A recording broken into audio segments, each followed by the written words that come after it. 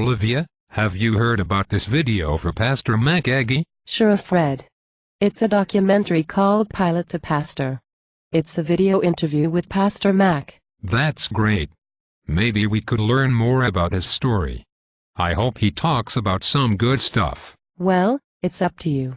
What questions do you want him to answer? We're supposed to come up with the questions. Me? Sure. Mine was something like, how difficult was it for your family living through the Great Depression? Wow. You wrote that. I feel kind of intimidated now.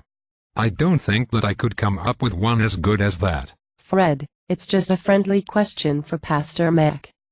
We cannot just leave all the questions up to Gary. Who knows what kind of things he'll come up with? This is much too important for that. I don't know.